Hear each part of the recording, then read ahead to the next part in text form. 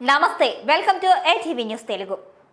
చంద్రబాబు ప్రభుత్వాన్ని ఎవరైనా ఏమైనా అంటే తెలుగుదేశం వారికి, ఒకవేళ జనసేన వారికి, ఇంకా బీజేపీ వారికి కోపం రావడం సహజం.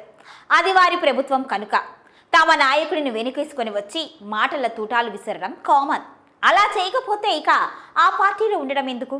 పైగా ఈ రోజుల్లో ప్రతిపక్షాన్ని ఎంత తిడితే అంత ఇమేజ్ వస్తుంది అని గతంలో వైసీపీలోని కొందరు పెద్దలు చెప్పకనే చెప్పారు. అందువలన ఈ అడ్డగోలు తిట్ల ప్రాసెస్ అంతా సహజంగా మారిపోయింది. అయితే ఆంధ్రప్రదేశ్లో కూటమి ప్రభుత్వాన్ని తిడితే షర్మిలమ్మ గుస్సా అవుతున్నారు.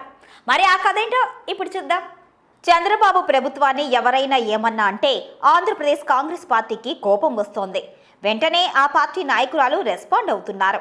అలా అని కాంగ్రెస్ పార్టీ ఏమైనా కూటమిలో భాగస్వామా అంటే కాదు.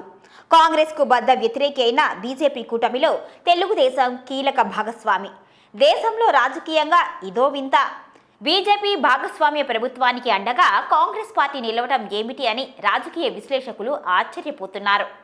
నిజానికి ఈ విషయం కాంగ్రెస్ అధిష్టానానికి తెలుసో తెలియదో, లేదా దీని వెనుక ఇంకేదైనా మతలబు ఉందా, భవిష్యత్తులో బాబు కాంగ్రెస్ వారికి మద్దతిస్తారు అనే ఆశయమైనా ఉందేమో. ఆంధ్రప్రదేశ్లో శాంతి భద్రతలు ఏ మేరకు ఎలా ఉన్నాయో అందరికీ తెలిసిందే. అనుకూల మీడియా ఎంత దాచినా కొత్త ప్రభుత్వం వచ్చిన దగ్గర నుంచి ఎందుకు జరిగినా, ఎవరు చేసినా, కారణాలు ఏవైనా, ఎన్ని దారుణాలు జరిగాయో అందరికీ తెలుసు. ఇలాంటి నేరాలు ఘోరాలు గత ప్రభుత్వ హయాంలో జరిగితే ప్రభుత్వ అనుకూల మీడియా ఎంత హడావిడి చేసిందో కూడా తెలుసు. ఇలాంటి పరిస్థితుల్లో చంద్రబాబును వెనకేసుకు వస్తూ షర్మిల ప్రెస్ మీట్ పెట్టి జగన్ మీద విరుచుకుపడటం అంటే రాజకీయంగా ఆమెకు ఎంత ప్రయోజనం ఉందో ఆమెకే తెలియాలి. తన ప్రెస్ మీట్ టీడీపీకి ఎంతగా ప్రయోజనకారి అవుతుంది అన్నది షర్మిలకే తెలుసో తెలియదో. కేవలం చంద్రబాబుకు మద్దతుగా నిలిస్తేనే తాను రాజకీయంగా నిలబడగలను అని, పీసీసీ అధ్యక్ష పదవి తనకు ఉంటుంది అని షర్మిల భావిస్తున్నారేమో. జగన్ ఢిల్లీ వెళ్లారా? 11 మందే ఉన్నారు కదా, ఇలాంటి మాటలు మాట్లాడటం సరికాదు. కాంగ్రెస్ పార్టీకి ఎంతమంది సభ్యులు ఉన్నారు?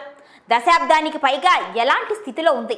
మరి అలాంటి పార్టీకి కానీ, ఆ పార్టీ అధ్యక్షురాలికి కానీ ఇలా మాట్లాడితే వైసీపీకి ప్రత్యర్థి కనుక కాంగ్రెస్ ఇలా మాట్లాడింది అనుకోవాలా?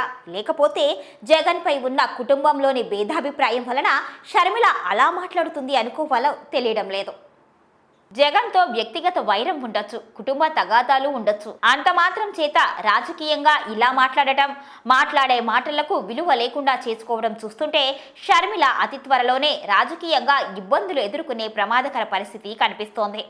కొన్ని మీడియా సంస్థల మాదిరిగా షర్మిల కూడా ఇప్పుడు పూర్తిగా ఓపెన్ అయిపోయారు. సదరు మీడియా సంస్థల మాదిరిగానే షర్మిల కూడా యాంటీ జగన్ విధానంలో ముందుకు వెళుతున్నారు అని జనాలకు అర్థమైపోయింది.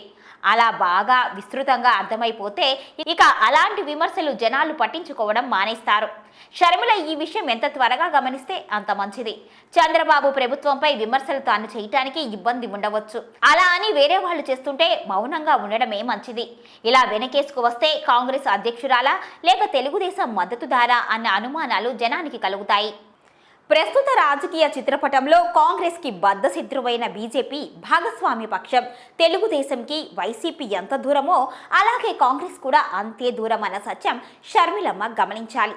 అలాగే ఆంధ్రప్రదేశ్లో ఏదో విధంగా వైసీపీని అపాసుపాలు చేయాలి అనే ఆలోచనతో ఉన్నవారికి ఏ చిన్న అవకాశం దొరికినా వారు దానికి తమకు అనుకూలంగా మార్చుకుంటున్నారు. మొన్నటి అసెంబ్లీ ఎన్నికల్లో వైసీపీ ఓటమికి తిలాపాపం తలా పిడికెడు అనే విధంగా ఎవరి వంతు వాళ్ళు చక్కగా పోషించారు. ఈ విషయాలను షర్మిలమ్మ ఇప్పటికైనా తెలుసుకుంటే మంచిది. ఇటువంటి మరెన్నో న్యూస్ అప్డేట్స్ కోసం మా ఏటీవీ న్యూస్ తెలుగుని సబ్స్క్రైబ్ చేయండి, లైక్ చేయండి, షేర్ చేయండి, మీ అభిప్రాయాన్ని కామెంట్ చేయండి.